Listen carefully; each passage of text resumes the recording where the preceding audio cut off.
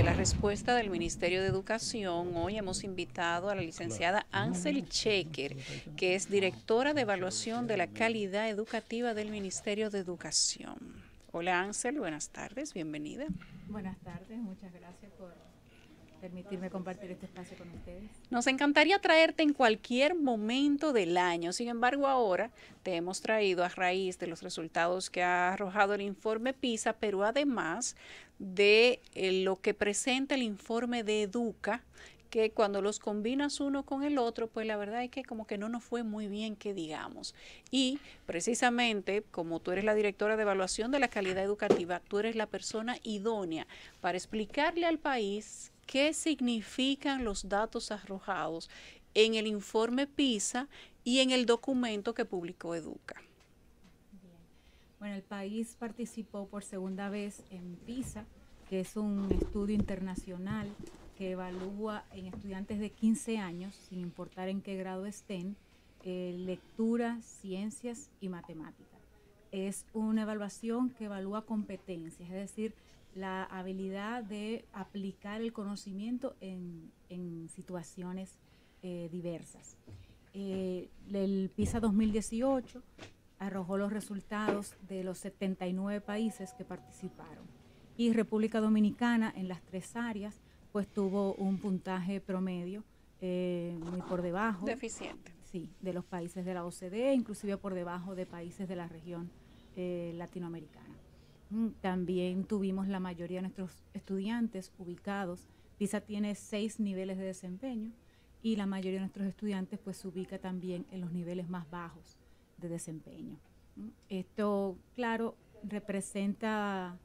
sigue siendo el desafío, mejorar la calidad de la educación para nosotros y como ministerio pues hemos asumido estos resultados, este reto y el compromiso del esfuerzo, de continuar los esfuerzos para mejorar. Disculpe, brevemente, ¿qué porcentaje de los estudiantes que selecciona PISA para esta evaluación son de centros educativos públicos y qué porcentaje son de centros educativos privados?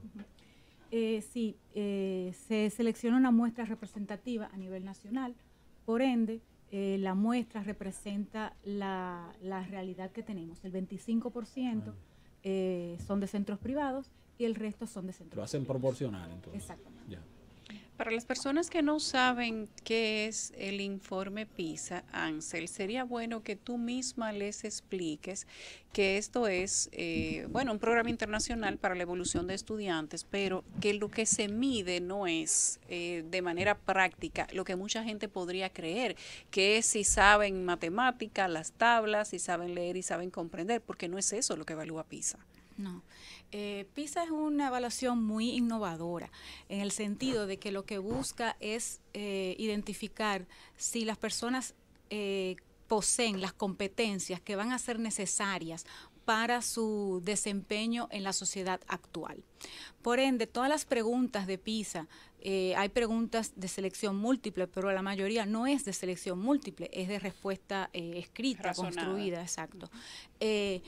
Implica, no se refiere a si él recuerda algo que haya aprendido en un contenido o una disciplina escolar, sino si es capaz de extrapolar eso y aplicar un conocimiento, una habilidad a una situación determinada. ¿Qué hace con lo aprendido? Exactamente. Por ejemplo, en el caso de lectura, no solamente no te van a poner un texto y te van a hacer una pregunta simple, sino, claro, se evalúan diferentes procesos.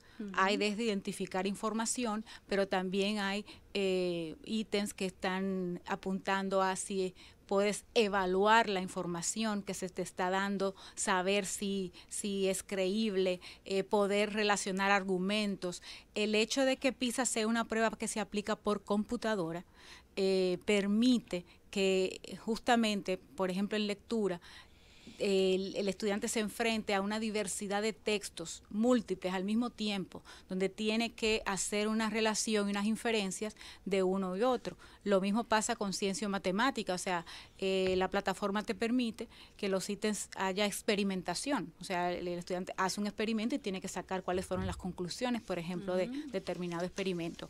Y en matemática también, pues, hay varios que se apuntan a un razonamiento matemático. Entonces, es una prueba compleja, claro, tiene distintos niveles que abarca, y es la prueba en la que participan más países en el mundo, y por eso se ha constituido en una referencia para aprender, para conocer no solo el desempeño, sino también características de nuestro sistema educativo y cómo podemos utilizar esos resultados para mejorar. Hemos visto algunas manifestaciones, tanto nacionales como internacionales, de intentos de descrédito de esta evaluación que hace PISA, criticando tal vez la metodología, criticando tal vez la forma en que lo hacen o el tipo de selección que hacen, por diversas razones, pero queriéndola presentar como que es algo que no es necesariamente el mejor indicador como para evaluar en efecto el desempeño del estudiantado de ese nivel, que es el nivel que ellos citan. ¿Qué opinión le merece esto? Bueno, siempre sobre las pruebas hay críticas y siempre sobre la evaluación hay críticas. Hay que reconocer que toda prueba o todo estudio tiene sus limitaciones y por eso es importante uno reflexionar y analizar antes de sacar conclusiones rápidas de datos que ofrece un estudio, porque siempre tienen, como dije, sus limitaciones. Ahora bien, yo creo que PISA, como otros estudios internacionales en el que el país participa, como evaluaciones nacionales que se están realizando, sí dan una información relevante. Es un indicador, no lo está diciendo todo, la calidad es un concepto mucho más amplio y mucho más abarcador, pero sí es un indicador relevante a considerar porque mide estos aprendizajes, y aunque sabemos que hay otros que no mide y otros factores que son importantes también, pero sí creo que nos dan una valiosa información sobre la cual actuar y seguir trabajando. La inversión que se ha hecho en República Dominicana hasta el momento, 2012 en adelante, cuando se empezó 2013, la aprobación fue en 2012, cuando se empezó a derivar el 4% del presupuesto a los fondos de educación. ¿Podemos nosotros decir que después de estos 6 años recibiendo aquel chorro de dinero, invirtiéndolo en las actividades que ha considerado el ministerio, que son las necesarias, digamos, nóminas, construcción, desayuno y comida escolar, etcétera, ha sido una inversión suficiente y se ha llevado a los puntos específicos donde se tenía que llevar para hoy tener ese resultado, o hemos venido haciendo una inversión que tal vez debe de mejorarse o redistribuirse para entonces trabajar no con tener mayores escuelas, sino con tener mejores conceptos y maestros más preparados para poder tener mejores evaluaciones en el futuro? ¿Cómo lo calificas? Sí, mira, el sistema educativo dominicano tiene muchas debilidades y tiene un rezago importante. Desde el 2013 se inició, tardíamente, pero se inició esta gran inversión del 4% para la educación del PIB.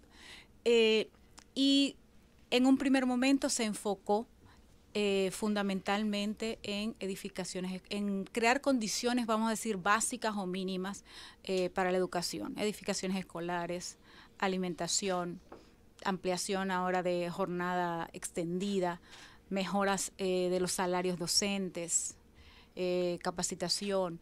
Esto ha permitido una ampliación de la cobertura importante en todo el sistema educativo, pero sin duda la calidad es algo a más largo plazo y requiere medidas en políticas docentes que también se han iniciado, pero que entiendo que ahora tienen que reforzarse, haciéndose un mayor énfasis.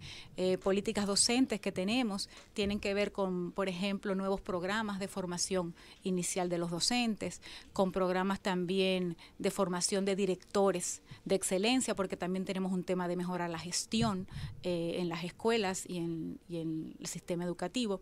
Y también, pues, todo un trabajo con formación continua.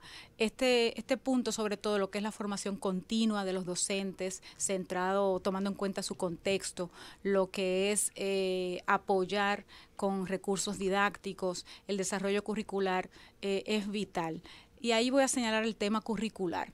Nosotros como ministerios iniciamos una reforma muy amplia del currículum dominicano, desde el nivel inicial hasta el nivel secundario.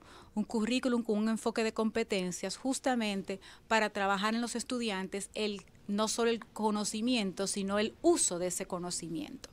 Esto es un cambio de paradigma, de metodología, de concepciones en términos de las prácticas educativas, que no sucede de la noche a la mañana. Pero en el caso, por ejemplo, del nivel secundario, que es el que evalúa PISA, pues ese currículum todavía en el 2018 estaba en un proceso de validación, no estaba siendo implementado completamente. Entonces, creo que hay un énfasis grande que poner en la implementación del nuevo currículum en todos los niveles y el acompañamiento a los docentes, a los centros educativos en ese proceso y en los planes de mejora que cada centro educativo y cada distrito debe hacer para ir respondiendo y monitoreando los resultados. Una pregunta, entonces, ¿se puede decir que valió la pena la inversión cuantiosa que se promovió y que se logró desde el Estado para el sistema educativo nacional?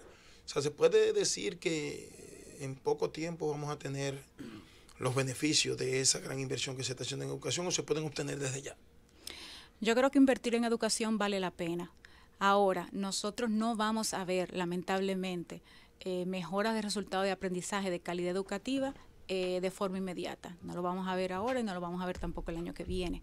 Pero sin duda debemos ir monitoreando la tendencia porque debemos ir mejorando. Definitivamente se está haciendo una inversión importante que también hay que revisar la implementación de algunas de las políticas, pero todo este trabajo es para lograr mejores aprendizajes que permitan que los estudiantes desarrollen todo su potencial. Ansel, con tu permiso vamos a hacer una pausa muy breve y al regreso continuamos con este conversatorio sobre las mejoras de la calidad educativa a propósito del resultado del informe PISA. El gobierno de la tarde. Continuamos en el gobierno de la tarde, son las 5:49. Ansel Checker está con nosotros hoy, es directora de mejoría de la calidad educativa de República Dominicana en el Ministerio de Educación. Ansel. Una pregunta tengo, Yurisa, si me permite. De acuerdo. No, esto es democrático aquí, usted sabe. No, que usted hacía referencia en el segmento anterior a que los resultados en inversión en educación hay que verlos y esperarlo con una visión de mediano, de largo plazo. En efecto. Ahora, desde que se está facilitando mayor cantidad de recursos a el sector educativo, hemos tenido 4 ministros en la República Dominicana de educación y al mismo tiempo hemos firmado un pacto por la educación.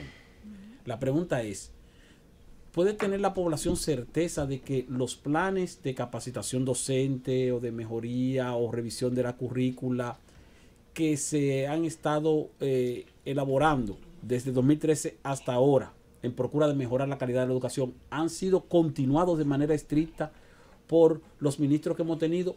Y lo digo así porque si no, entonces la visión de un resultado en el mediano y largo plazo no se va a obtener si cada ministro viene y cambia los planes. Entonces le hago la pregunta, tal vez, no sé si pueda contestármela, pero... Bueno, nosotros tenemos efectivamente un pacto por la educación, por la reforma de la educación dominicana, que es un paso central y de hecho hay un plan estratégico del Ministerio de Educación que se deriva de ese pacto y que plantea una serie de acciones que hay que hacer para ir respondiendo. Se ha ido trabajando y se ha ido avanzando en ese sentido. Creo que en algunas áreas hemos tenido retrasos en cuanto a lo que se ha planteado en nuestro propio plan. Voy a poner un ejemplo. Se supone que nosotros tenemos que entregar a las escuelas una serie de recursos, de textos, de material didáctico. Bueno, se han entregado, pero no se han entregado en la medida que corresponde, ni a todas, ni todo el material actualizado de acuerdo al nuevo currículo. Entonces sí tenemos algunos retrasos en esos procesos de esos planes que el Ministerio se ha dado. Ha habido continuidad, pero también es cierto que cada ministro pone algunos énfasis en su gestión y otro. Entonces eso es un tema por el cual siempre hay que velar para que las políticas tengan continuidad en el tiempo, en el Estado, para poder lograr lo que todos deseamos. De la calidad educativa 2019 versus el inicio de la aprobación del 4%. ¿Qué hemos mejorado? Según PISA no hemos mejorado nada del 2015 aquí porque salimos peor en la evaluación, pero fuera de eso, si tú tuvieras que mencionar algunas mejoras de la calidad, no estoy hablando de construcción, no estoy hablando de desayuno escolar y no estoy hablando de sueldo. ¿Cuáles serían esas mejoras que tú podrías mencionar del sistema? Bueno, nosotros, por ejemplo, vamos a ver las mediciones que tenemos en el país. El país tiene una medición, es la prueba nacional, que evalúa a los estudiantes, aunque ya lo evalúa ya al final de su bachillerato. Esas pruebas han mostrado algún aumento, pero es muy ligero.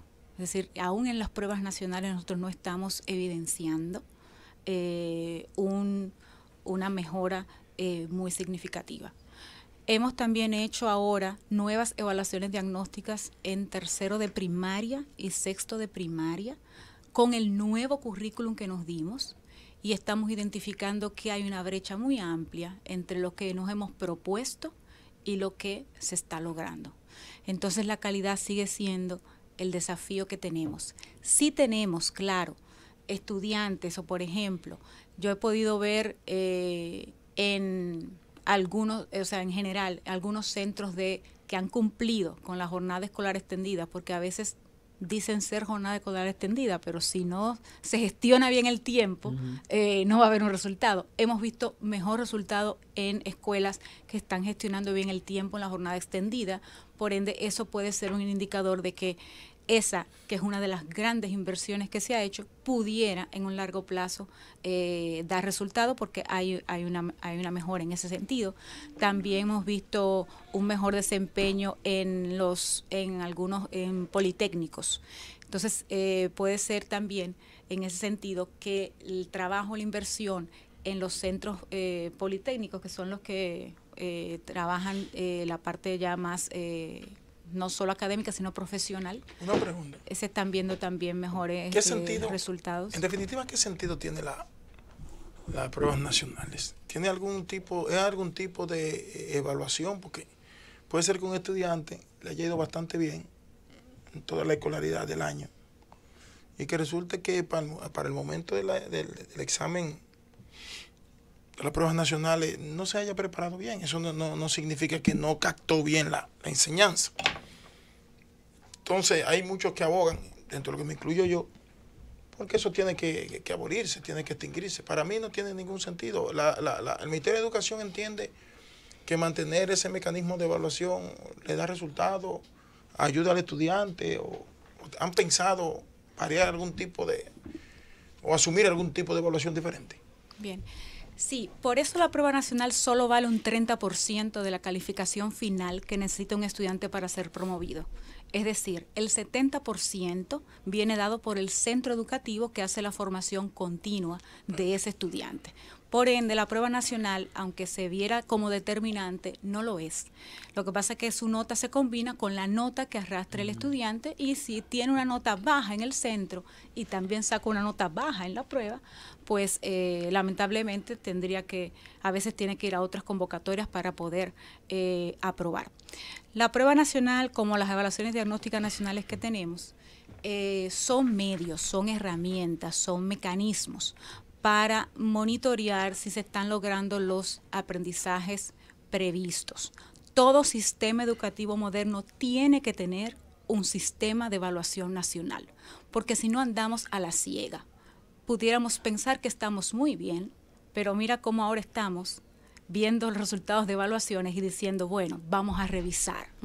Entonces, la evaluación nos da una información sobre la cual hay que tomar decisiones, porque por sí misma la evaluación no mejora la calidad, sino que da una información sobre la cual actuar. ¿Y la evaluación? En ese sentido, las evaluaciones nacionales, que son censales, pueden y dan un reporte a cada escuela en particular, que si cada escuela analiza ese informe, puede ver dónde están sus debilidades y fortalezas. ¿Y qué diferencia hay, escúcheme que sea reiterativo con relación al tipo de educación, de enseñanza, de resultados obtenidos? Por eso hablé en principio de la inversión versus las pruebas evaluativas nacionales. ¿Qué diferencia pudiera existir en la educación precedente, la anterior, de 1 o 2 décadas atrás, con la de ahora que han tratado de inyectarle muchísimas novedades, pues resulta que cuando usted evalúa al estudiante, tiene mucho menos capacidad de aprendizaje o educativa que la que no tenía todas esas cosas que le han inyectado. Y escúcheme que me tiene la pregunta y le haga un comentario.